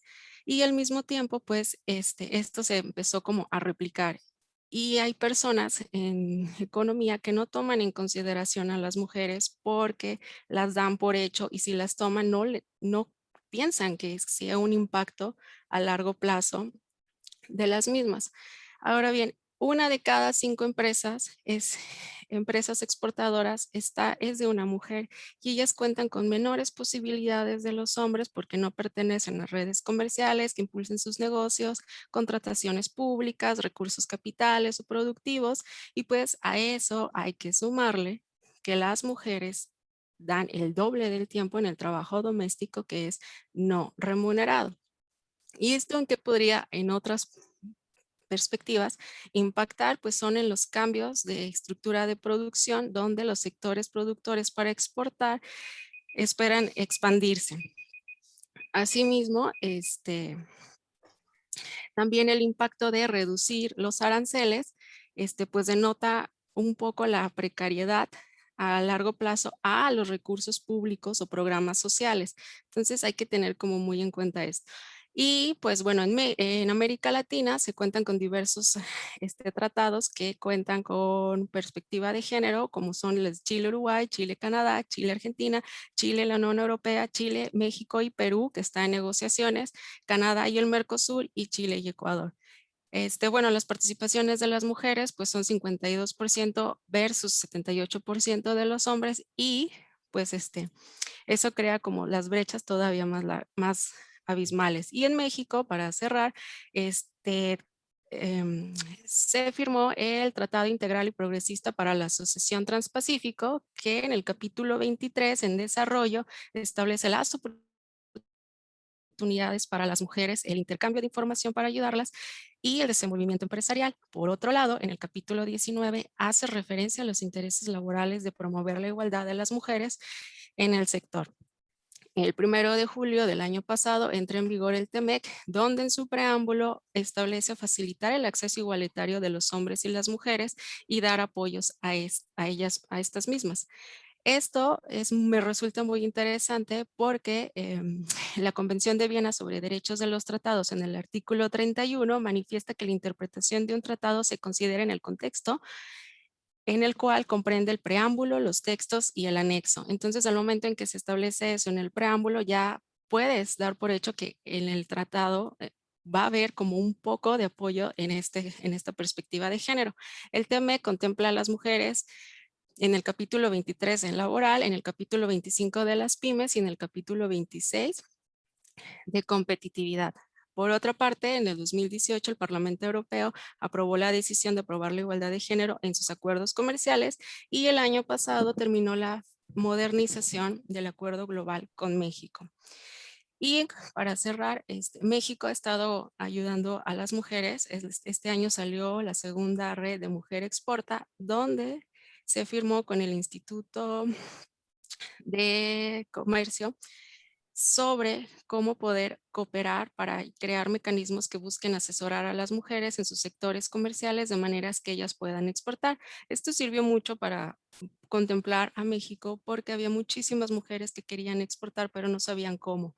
No sabían cómo acercarse a las instancias, en este caso la Secretaría de Economía, y poder exportar los productos a los lugares que ellas quisieran porque no era precisamente ni Canadá ni Estados Unidos.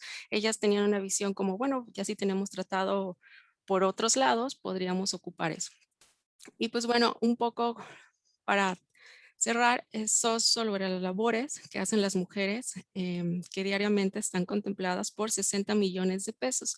Y de esos 60 millones de pesos que las mujeres mexicanas contribuyen a la economía, solo el 33.3% es remunerado. Esto quiere decir que todo el trabajo no remunerado no es contemplado y contribuye al 22.8% del PIB nacional de nuestro país. ¿Cómo podemos fomentar todo esto? Pues son conclusiones preliminares, pero pues podría establecerse en los preámbulos de los tratados de libre comercio este desarrollo, contemplar capítulos individuales en los tratados de libre comercio como los tiene Chile con Canadá, donde ellos establecen cómo van a capacitar y cooperar para empoderar a las mujeres, así como tratar de resolver diferencias comerciales con perspectivas de género y un comité que vigile todas estas. Y pues al mismo tiempo también adoptar la legislación uniforme, o en caso de que ya haya un tratado y no esté algún país muy a favor, como cuenta la leyenda que pasó en el TEMEC con Estados Unidos, que Canadá puso sobre las mesas poner un capítulo de perspectiva de género y por cuestiones políticas se negaron, pues podría hacerse como unas cláusulas contractuales o algún acuerdo paralelo donde se pudiera establecer este tipo de condiciones. Y pues bueno, eso es todo. Muchas gracias. Gracias, gracias. Muchas gracias a usted, maestranda Karen Guadalupe Castillo Acosta, quien hoy nos compartió el tema, la visión de perspectiva de género en los tratados de libre comercio, estudio en México. Continuamos ahora. Invitaré a Lorena Giselle Villalba, abogado. Ella es abogada maestranda en Derecho Penal y Procesal Penal en la Universidad Autónoma de Encarnación en Paraguay, docente de la Cátedra de Metodología de la Investigación Social en la carrera de Derecho en la Universidad Autónoma de Encarnación. Ha sido funcionario del Ministerio Público de Defensa Pública de Paraguay. Ha publicado, entre otros, los siguientes 3 artículos científicos en la revista jurídica de la Universidad Americana de Paraguay, titulados Análisis de la figura del feminicidio dentro del derecho penal, Transición al modelo restaurativo del sistema penal adolescente, implicancia y aplicabilidad, y el tercero de ellos, implicancias de la nueva ley de adopciones, nuevas disposiciones de la ley número 6486. Con nosotros, la maestranda Lorena Giselle Villalba, abogado, con el tema Análisis de la figura del feminicidio dentro del derecho penal. Adelante, por favor. Muy buenos días, muchísimas gracias, doctor Antonio, por la presentación y muchísimas gracias también a la UNAM de México por la oportunidad que se nos está dando a los maestrandos. Excelente, como decía el doctor Antonio, lo que les quería explicar hoy es un poquitito de lo que sería el artículo publicado en el año 2019 por mi persona, en forma de coautora, ¿verdad? Lo realizamos entre 2 autores, que se titula El análisis del feminicidio dentro del derecho penal, ¿sí?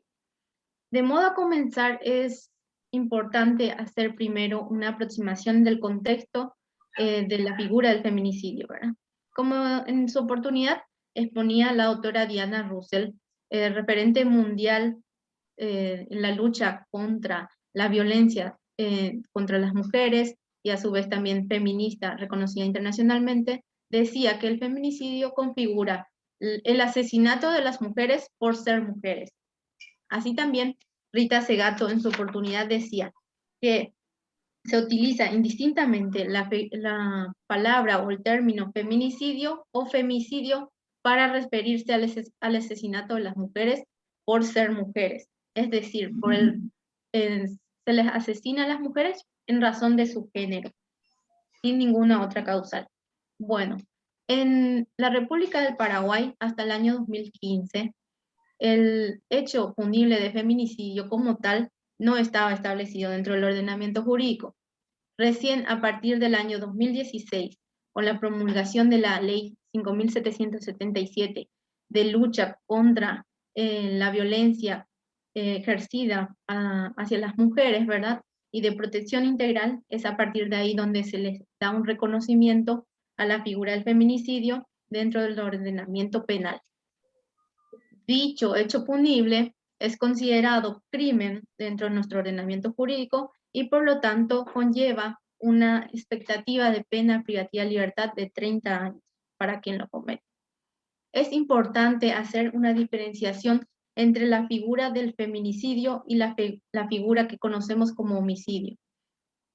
En los casos de homicidio no se tienen en cuenta el género de la víctima, pero en los casos de feminicidio es muy importante resaltar que siempre la víctima será una mujer. Es decir, el género de la víctima siempre será mujer, ya sea esta niña, adolescente o adulta, ¿sí? Otra particularidad que presenta el feminicidio es que estos hechos violentos de los cuales son víctimas las mujeres se realizan en razón del género. Es decir, en la mayoría de los casos es ejercida en el ámbito familiar, en el ámbito sentimental, es decir, por su pareja o por su expareja o alguna persona con la cual lleva un vínculo, ¿sí? Es muy importante también hacer una acotación que dentro de la figura del feminicidio en el Paraguay se le tiene a la persona agresora no solo al hombre, sino también a una mujer. Es decir, no hace distinción entre sexo a lo que sería la persona agresora. Si bien hace una distinción entre lo que sería una víctima, que siempre en este caso sería una mujer. Hasta el año 2015, como mencioné, lo que se tenía establecido dentro de nuestro ordenamiento penal era la figura de la violencia familiar. Pero esta figura no hacía diferencia entre quién sería la víctima. Solamente establecía que los hechos violentos que se desarrollasen dentro del ámbito familiar estarían constituidos por el hecho punible de violencia familiar, ya sea. Y otro requisito que se tenía en cuenta para la violencia familiar es que exista la particularidad de la convivencia, es decir, debía realizarse dentro del ámbito familiar, la persona agresora debía ser alguien que convive con la víctima para que se configurase tal hecho. Desde el año 2016, con la promulgación de la Ley 5.777, como mencioné, el Estado visualiza al hecho del feminicidio como un flagelo social de importancia y relevancia jurídica dentro del ámbito penal. Es así que establece la sanción máxima de 30 años. Dentro del Paraguay, la sanción máxima establecida anteriormente era de 30 años en el caso de feminicidio, de homicidio, perdón, pero era en el caso de agravantes. Por ejemplo, en el caso de que una persona matara a su padre, a su madre o a su hijo, y solamente en este caso. Pero no establecía lo que sería el homicidio o feminicidio de una mujer por su razón de género. Otra importante acotación que trae esta ley es la creación de mecanismos de protección y de monitoreo a los casos de violencia. Es así que establece dentro de sus disposiciones la creación de un observatorio de la mujer, dependiente del Ministerio de la Mujer del Paraguay. Es aquí donde se canalizan todas las denuncias de violencia que son realizadas ya sea en las comisarías de los barrios, ante el Ministerio Público, entonces en los juzgados de paz también. Entonces todas estas denuncias son monitoreadas por el Observatorio de la Mujer, también proporciona datos estadísticos, en donde en el 2019, por ejemplo, la fecha de publicación de este artículo, se visualizó que el 58% de los agresores que causaban hechos de feminicidio eran parejas de la víctima. Así también, este observatorio visualiza a aquellas víctimas colaterales, que en este caso serían, por ejemplo, los familiares de la víctima, es decir, los hijos que quedan huérfanos. Así también se observó que en el caso de los hijos que quedaron huérfanos por hechos de feminicidio, el Estado estableció una cierta protección a ellos y les brindó también así un asesoramiento, también les brindó un hogar temporal y una asistencia económica. Es decir, no solamente son víctimas colaterales que pierden a la madre, en este caso que es la víctima de feminicidio, sino también al padre. ¿Por qué? Porque la mayoría de los hechos de feminicidio son realizados por la pareja, es decir, en su caso los padres. Y estos, al final, al realizar el hecho de feminicidio, en su mayoría, también se suicidan. Entonces, en el caso de aquellos que no cometan feminicidio y suicidio, también van presos. Entonces, los hijos quedan huérfanos, ¿verdad? Se podría decir huérfano de madre y también jurídicamente podría decirse de padres, porque al irse ellos presos, no hay una persona que se pueda encargar de ellos. Entonces, es el Estado el que cubre esta responsabilidad, ¿verdad? Así también se tiene en cuenta que en la citada ley 5.777 se hace una definición de los 15 tipos de violencia. Es decir, la violencia física, que conocemos como aquellas agresiones que sufre la víctima y es donde se refleja y donde se puede visualizar la violencia que se da en el ámbito familiar de la misma. Y también establece la violencia psicológica, que se da en los malos tratos, en las palabras, en los insultos que recibe la misma. También se visualiza a la violencia laboral, que es aquella ejercida en el ámbito del trabajo o de las empresas, que se da cuando un superior jerárquico establece una violencia, una situación de dominio sobre una mujer. También establece esta ley la diferencia que se da entre la violencia feminicida, que es aquella que más interesa a este tipo de hechos, que es cuando la violencia va dirigida a acabar con la vida de la víctima y luego repercute en lo que conocemos como el hecho de feminicidio. Bueno, es así que desde la implementación en el año 2016 de esta ley contra toda forma de violencia ejercida contra la mujer, se han dado datos estadísticos que configuran que los hechos de feminicidio no han retrocedido, es decir, han aumentado, más aún con la cuarentena, se dan más hechos de violencia, más denuncias de violencias y también así las situaciones violentas se han acrecentado, entonces lo que repercute en hechos de feminicidio. Entonces, de la conclusión de estos datos estadísticos, se puede resumir que en la ley 5.777 no está dando los aspectos positivos, las consecuencias positivas que se buscaban con su implementación, y esto se podría resumir en la inacción por parte del Estado, en aquellas denuncias que se dan contra mujeres, en los casos de violencia, por ejemplo. ¿Por qué? Porque al no reaccionar el Estado ante estas denuncias de las mujeres, no hacer un monitoreo, se acaba con la vida de las mismas. Se produce la violencia feminicida y lo que acarrea en los hechos de feminicidio. Es así que, en conclusión, se determina que, si bien la ley determina el feminicidio como un hecho de flagelo social donde la violencia es extrema, sin los organismos de protección y la ejecución de lo establecido dentro del ordenamiento jurídico, es imposible que se reduzcan los hechos de violencia y por ende los hechos de feminicidio. Es todo. Muchas gracias. Agradecemos toda la gentileza de Lorena Giselle Villalba, abogado, quien hoy nos ha comentado de una forma muy interesante este análisis de la figura del feminicidio dentro del derecho penal. Muchas gracias, maestra. Continuemos ahora y voy a invitar a la maestra Leticia Sandoval, quien es licenciada en Derecho y Ciencias Jurídicas, estudiante de la maestría en Derecho en la Universidad Autónoma del Estado de Morelos, en Programa Nacional de Posgrado de Calidad de CONACYT, con enfoque docente y de investigación en el área de Derecho Internacional Público, con formación y experiencia multidisciplinaria. Ha sido ponente en el ámbito nacional e internacional y capacitadora para el desarrollo de capital humano, además de autora de artículos académicos.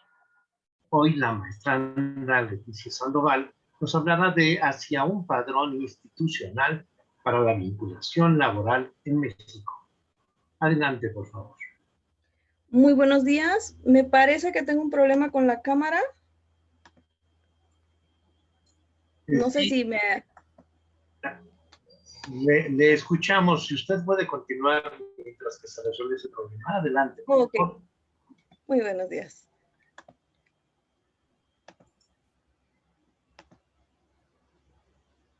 Ya se ve. Adelante, por favor. Ok, muy buenos días. Bueno, yo el trabajo que he estado manejando se titula Hacia un padrón institucional para la vinculación laboral en México. Esta investigación tiene un previo, igual como investigación, donde tuvimos la oportunidad de hacer la medición de la perspectiva de los trabajadores y las empresas sobre los sistemas digitales que se manejan, como se conoce como Buró Laboral México, Círculo Laboral México, que son listados donde se junta la información de los trabajadores para proporcionarlas a las empresas que están interesadas para colocar a nuevos trabajadores. Entonces, en esta nueva investigación veíamos la viabilidad que ven las empresas de manejar esta información de forma verídica. Por lo tanto, consideramos que se podría establecer un padrón institucional de vinculación laboral en México. Primero que nada, estos sistemas de información existen y, como lo dijo la Secretaría de Trabajo y Previsión Social, no son parte de una institución ni están regulados por ninguna institución laboral. Entonces son sistemas de información a través de la iniciativa privada de manera digital, donde se recaban datos para cubrir las vacantes, que va desde la vida laboral, habilidades, capacidades, reconocimientos, referencias personales y hasta cuando han tenido un proceso jurídico, lo que termina catalogando a los trabajadores como trabajadores problemáticos o incómodos para las empresas. De esta forma se forman listados donde se puede discriminar por medio de los datos proporcionados por los empleadores anteriores.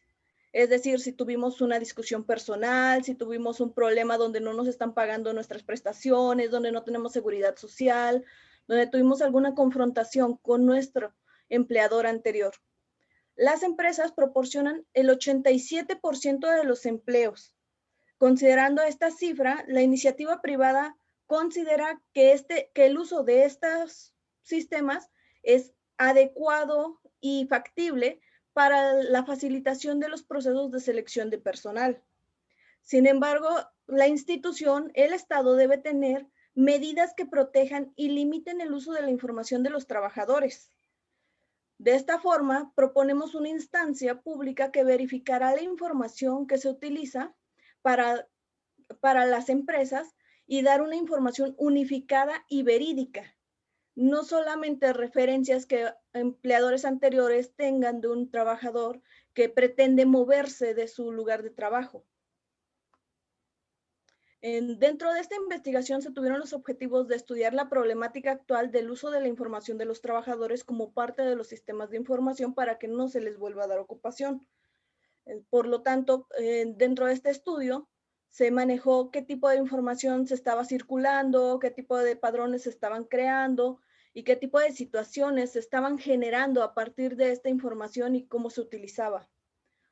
De igual forma, se reconoció el uso de los sistemas de información para los procesos de colocación de trabajadores, lo que comentábamos anteriormente, que era que las empresas consideran que de esta forma es más factible y es viable hacer sus procesos de selección de trabajadores para tener la información de una forma más pronta y expedita. De igual manera, analizamos la importancia de la intervención del Estado como ente regulador y mediador en los procesos de colocación. Entonces, tenemos esta perspectiva y esos fueron los objetivos que estudiamos dentro de esta investigación, por lo que en una de las bases tuvimos la oportunidad de estudiar la situación que se encuentra actualmente en la búsqueda de un trabajo en México. Primeramente, las cifras que reconocemos con INEGI son unas cifras muy bajas que se reportan a la Organización Internacional del Trabajo, hablando de un 3.37% de desempleo en México, donde esta información tiene un sesgo considerando que esta información se recopila a partir de una encuesta realizada donde la pregunta para seleccionar a la persona que se encuentra en calidad de desempleo es si ha tenido una hora remunerada en la semana anterior a la encuesta, sin importar si existe una estabilidad laboral, si hay seguridad social, si tienen prestaciones, si tienen cualquiera de los elementos de un empleo o de un trabajo. Por lo tanto, esta información que estamos reportando es muchísimo menor a países con una mejor colocación de trabajadores, porque considera el instituto que únicamente son las personas que no han tenido ninguna remuneración de al menos una hora. Entonces, consideramos que la institución adecuada para hacer esta vinculación es el Servicio Nacional del Empleo, ya que tiene las facultades otorgadas para lograr ese objetivo, que es facilitar la colocación laboral. Sin embargo, los desempleados constantemente ven entorpecida la oportunidad de colocarse en un nuevo empleo por el tráfico de esta información. Y de manera Por lo tanto, no se llevan a cabo estas vinculaciones de manera efectiva, ni se les valora de acuerdo a sus competencias, sino a la información que proporcionan las empresas anteriores o los empleadores, sin importar la relación interna que se tuvo entre empleador y trabajador. Después de eso, se realizó un estudio sobre la protección de datos personales, el derecho a la información y la libertad de expresión sobre estos trabajadores, sobre los datos de estos trabajadores. Esto se realizó a partir de que estos sistemas en los mecanismos digitales consideran que ellos están completamente facultados para tener esta información respaldándose en la libertad de expresión, dado que muchos de estos datos son de índole público, como son los boletines judiciales. Por lo tanto, ellos consideran que la recopilación de esta información y el entregar esta información a nuevas empresas no tienen ninguna represión o ningún problema hacia el trabajador. Sin embargo, esta información no importa si realmente estaba defendiendo un derecho, si hubo un proceso jurídico donde la situación era que no le querían pagar, lo despidieron injustificadamente, cualquier situación no se ve reflejada dentro de esto. Simplemente se le informa a la nueva empresa que tenían un problema jurídico y por lo tanto son empleados problemáticos. Entonces, la protección de datos personales se vuelve primordial a partir del manejo inadecuado que tienen los empleadores de la información y se perjudica a los derechos de los trabajadores. Entonces, debe existir una limitante o regulación en cuanto a la manera en que se maneja esta información para evitar situaciones de discriminación o exclusión de trabajadores. Y se ha vuelto popular que sea una forma de coacción para los trabajadores que no tengan la intención o que no se comporten con la intención de demandar a sus empleadores anteriores o reclamar derechos que les quedaron inconclusos, a deber, dinero, todo esto. Y de esta manera te dicen, ¿sabes qué? Si tú quieres demandar, nosotros te vamos a boletinar para que nadie te vuelva a contratar. Entonces, es una forma de coacción para evitar que se llegue a la defensa de los derechos. Y de igual forma, de esto podría ser evitado si tuviéramos la seguridad de la información que se está manejando, de la información que puede llegar a la empresa. Entonces, otro de los temas que es importante y relevante reconocer es la información que se requiere para la selección y el control del personal y cuál es la información que debe quedarse dentro de la protección de datos personales.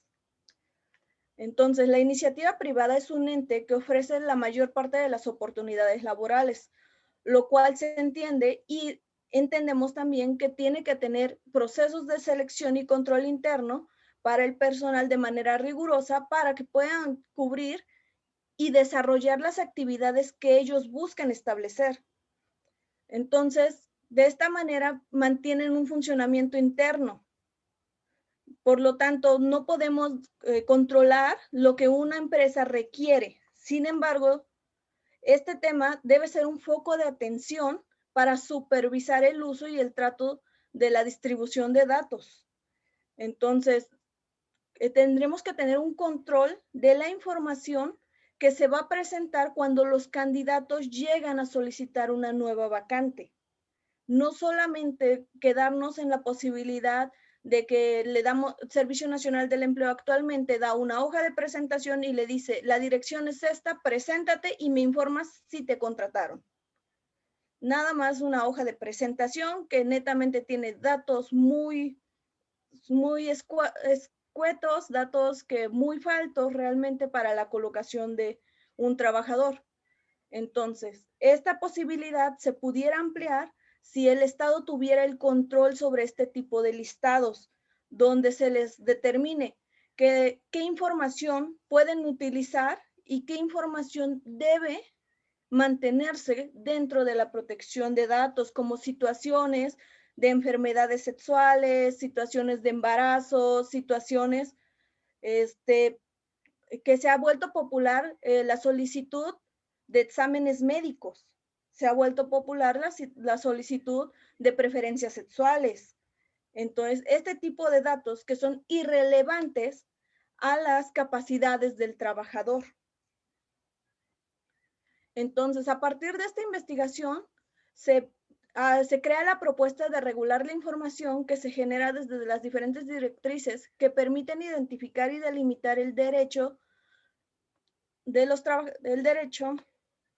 a la información que tienen los empleadores y así detectar el tipo de información que provoca una discriminación hacia el trabajador y qué datos sí son indispensables para valorar las capacidades y aptitudes de una persona y pueda cubrir una vacante de manera eficiente, dejando de lado las situaciones que son irrelevantes para el desarrollo de sus actividades. A partir de esto, la investigación va dirigida a una propuesta donde se intercale el sistema actual del Servicio Nacional del Empleo, conocido como SISNE, para que tenga una interfaz de comunicación con las empresas privadas y tengan esa posibilidad de comunicación y regulación de datos. Ya existe una aplicación interna que va precisamente dirigida a la recopilación de datos, pero para el uso estadístico de la institución, pero no se señala para el uso que se tiene de la comunicación entre las empresas. Y bueno, hasta el momento ese es el aporte de mi investigación y les agradezco mucho el haberme puesto la atención. Muchas gracias. Usted muy amable, maestranda Leticia Sandoval, quien nos contó el tema de Asia, un padrón institucional para la vinculación laboral en México. Vamos a continuar ahora para concluir esta segunda mesa y con ello este primer seminario internacional de maestrandos. Invito cordialmente a la maestra Trilce Ovilla Bueno, coordinadora del área de vinculación internacional de la Facultad de Derecho de nuestra Universidad Nacional Autónoma de México. Sea tan amable en hacer uso de la palabra. Y apreciamos, deje de compartir, si es usted tan amable, sí. Maestranda Sandoval, por favor. Muchas gracias. Muy buenas tardes, muchísimas gracias, doctor Sánchez Bugarín. Ha sido sin lugar a dudas una espléndida moderación y le agradecemos de manera personal e institucional el apoyo y compromiso que ha tenido para participar en este seminario, haciendo un espacio en su apretada agenda. Reconocemos su calidad académica, lo cual hace que este evento tenga un realce todavía más importante. De verdad, muchísimas gracias por haber aceptado la invitación y haber compartido y dirigido los trabajos de este segundo día del primer Seminario Internacional de Maestrandos. Muchísimas gracias, doctor. Gracias a usted. Y en este orden de ideas, sí, efectivamente, nos toca cerrar los trabajos de 2 días, de 2 jornadas intensas, donde ha sido literalmente una fiesta de conocimiento, como lo habíamos comentado. Como ustedes saben, la misión de la Facultad de Derecho y de su unidad de posgrado es formar juristas e investigadores para ejercer un liderazgo científico, con justicia, equidad, solidaridad, ética social y sentido propositivo de las soluciones a los problemas jurídicos de la sociedad contemporánea.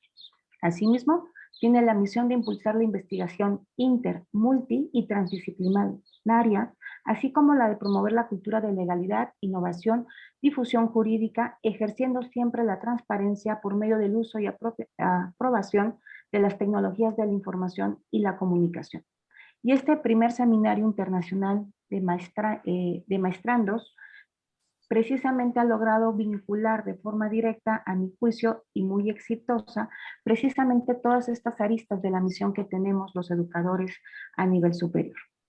A nombre de la doctora Guadalupe Fernández Ruiz, jefa de la unidad de posgrado de nuestra Facultad de Derecho, de la doctora Rosa Carmen Rascón Gasca, coordinadora de la maestría, por supuesto del doctor Raúl Contreras Bustamante, director de nuestra entidad académica, les agradecemos su presencia, su participación y damos por concluidos los trabajos de este primer seminario internacional de maestrenses. Muchísimas gracias y enhorabuena. Muy buenos días. Gracias por sus palabras, maestra. Con estas palabras, efectivamente, damos por concluido este primer seminario internacional de maestrandos y maestrandas. Gracias a todos, a los organizadores, a las organizadoras. Buena tarde. Enhorabuena.